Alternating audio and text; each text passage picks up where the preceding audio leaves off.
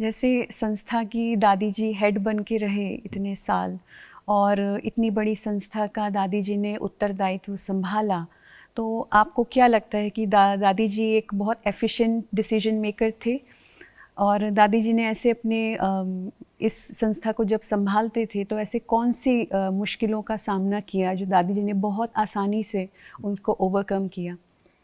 ऐसा है कि भारत में भिन्न भिन्न स्थानों पर थोड़ा समय के लिए वो गई, पावरफुल थी, तो जहाँ गई वहाँ उनकी छाप रही और वहाँ सेंटरों की नींव पड़ी। ज़्यादातर वो पूना में रहती थी लेकिन उसके बाद बाबा ने उनको मेरा ख्याल 1973 या 2 में विदेश भेज दिया।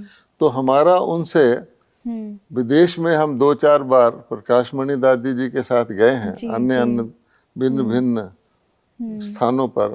तो वहाँ दादी जानकी जी हमें मिलती थी और थोड़ी झलक हमें दादी जानकी जी की मिलती थी कि वो किस प्रकार से विदेश में रहकर अन्य अन्य लोगों के में रह करके एक अलग तरह की पर्सनैलिटी हैं और सब उनको एक बहुत ही स्नेहिक और एक माता के रूप में देखते हैं। ये तो हम नोट करते थे।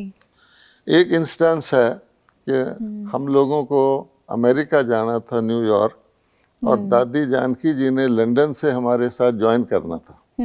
तो हम दादी प्रकाशमणि जी और मोहिनी बहन लंदन में गए। वहाँ वेटिंग रूम में दादी जी आई। तो दादी जी क्या करती थी कि उन्होंने 80 किलो टोली बनाई हुई थी जो न्यूयॉर्क ले जानी थी। उन दिनों में 80 किलो। अच्छा, तो ये उनका स्नेह का तरीका था कि कोई पीस ऑफ स्वीट नहीं होता था, उसके अंदर कितना अपनापन होता था। तो 80 किलो टोली बनाई। तो जब हम न्यूयॉर्क पहुंचे तो हमें पोर्टर करना पड़ा क्योंकि लगेज ज़्यादा था। तो पोर्टर ब्लैक था। तो उसने देखा कि सफ़ेद कपड़े वाली बहनें हैं, मैं भी भाई सफ़ेद कपड़े में था, तो वो क्रिश्चियन था। तो उसने उनसे तो बोला नहीं लेकिन प्रभावित होकर मुझे कहता है सिस्टर्स। मैंने कहा यस। तो मुझे बोला यू फादर। तो मैंने उसको हंसी में कहा नो आई ग्रैंडफादर। मुझे अच्छी तरह याद है। तो उनका ये इस प्रकार का था। और सारे विदेशों में ये अकेली दादी ने अपनी स्पिरिचुअल पावर से और जो बाबा का निमित्त बनाया है वो कार्य किया। तो जो आपने प्रश्न पूछा कि सारे ऑर्गेनाइजेशन की वो एडमिनिस्ट्रेटिव हेड बनी, वो प्रकाशमणि जी के शरीर छोड़ने के बाद बनी। और तब तो वो यहीं रहने लगी हेडक्वार्टर में और यहाँ से जाने लगे। उस समय से लेकर मेरा उनसे ज़्यादा कांटेक्ट रहा, संपर्क रहा।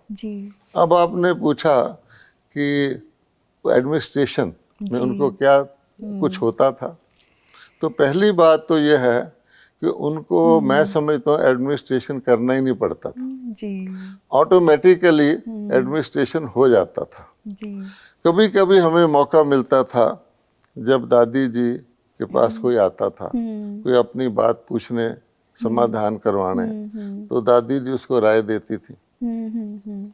तो मैंने एक दिन दादी जी से पूछा कि आप इन लोगों को जो राय देती हैं उसके पीछे क्या होता है, आप किस आधार पे देती हैं? एक तो आप अपनी उससे देती हैं। तो दादी जी ने कहा कि मैं ब्रह्मा बाबा के पास बैठा करती थी और मैं देखती रहती थी ब्रह्मा बाबा किसको किस सिचुएशन में क्या राय देते हैं। तो वो सीखते सीखते मैंने प्रैक्टिकली सीख लिया है।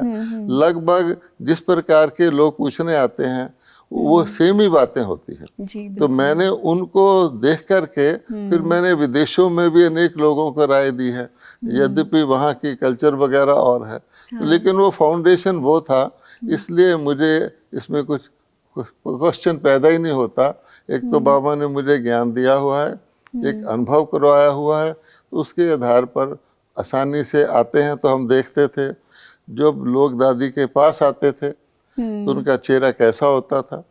अब दादी थोड़ा ही टाइम देती थी और उससे जब जाते थे तो उनका चेहरा कैसा होता था, उनको वो ब्लेसिंग कार्ड जरूर देती थी और एक टोली जरूर देती थी और अपनेपन से देती थी, जैसे कोई घर का बड़ा बुजुर्ग किसी को राय दे तो उनके दिल पर छप जाती थी। जी, जी। इस प्रकार का उनका कार्य प्रणाली थी।